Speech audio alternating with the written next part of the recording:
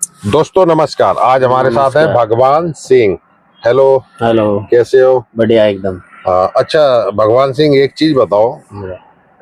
दोस्तों हम चर्चा कर रहे हैं, ये एकदम सही बात है कि जो आप पहले ऑटो चलाते थे, फिर आपने टैक्सी ले ली, और टैक्सी में काम धंधा कैसा है? काम धंधा तो ऐसा ही है। अभी टैक्सियों की तादाद इतनी ज्यादा हो गई है कि बेरोजगारी के कारण जो भी आदमी, जहाँ से भी ड्राइवर है, कोई भी भाई है, बड़ी गाड़ी चलाने वाले, छोटी गाड़ी चलाने वाले, जो भी यूपी हरियाणा वाले सब दिल्ली में घुस जाते हैं। टैक्सी, सब टैक्सी।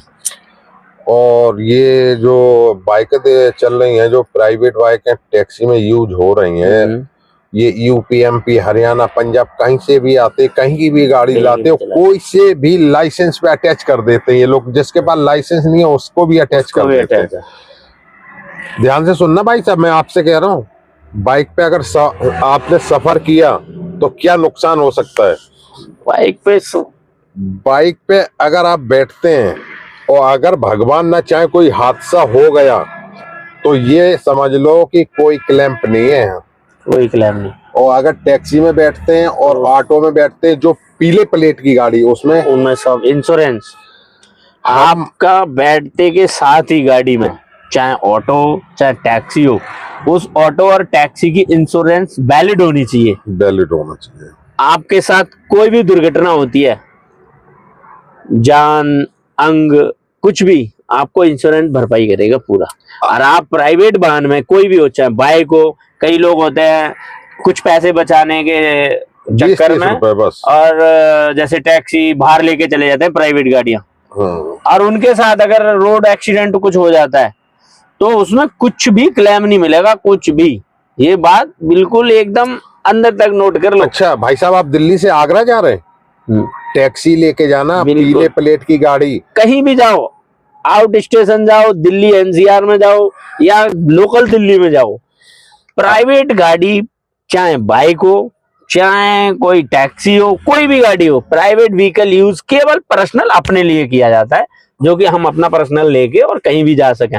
ऐसा नहीं है कि कई स्टैंडों पे लोग जाते हैं, वो चार्ज कर लेते हैं टैक्सी का और आपको पकड़ा देते हैं टैक्सी, वो क्या नाम, प्राइवेट गाड़ी, और उनको टैक्स का थोड़ा फायदा हो जाता है और 100-200 का आपको लालच देते हैं, आप चले जाते हो। सुनो भाई साहब, अगर आप कहीं भी जाते हैं, कमर्शियल गाड़ी पे अगर आपने पैर रख दिया, आपका इंश्योरेंस हो गया। इंश्योरेंस हो गया, क्योंकि हम लोग है ना, हम इंश्योरेंस हर साल इंश्योरेंस कराते हैं, और महंगा इंश्योरेंस होता है हमारा। आपका भी कराते हैं, अपना तो कराते हैं, साथ में आपका भी, हमारी गाड़ी का भी इंश्योरेंस है। अगर भगवान ना चाहे कोई घटना हो जाए, पहले तो मैं कोशिश करता हूँ कोई भी घटना ना हो।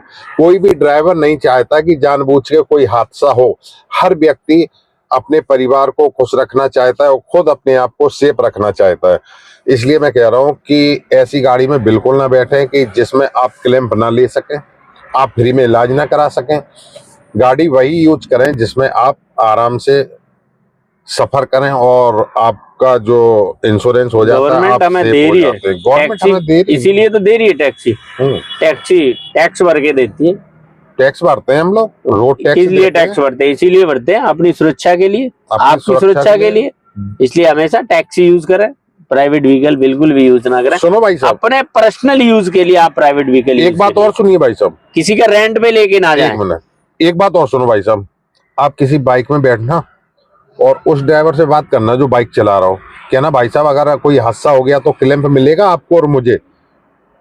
वो अगर झूठ आपसे बोलेगा मिलेगा तो उससे बोलना लिखित में दिखाओ।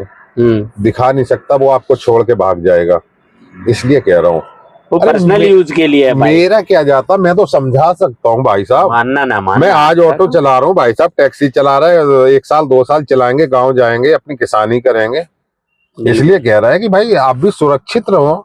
आप भी मेरे भाई या कोई कहीं ना कहीं रिश्तेदार ही होंगे, कहीं रहते होंगे या फिर इनके रिश्तेदार होंगे, क्यों रिलेटिव, सब एक दूसरे के रिलेटिव में होते हैं।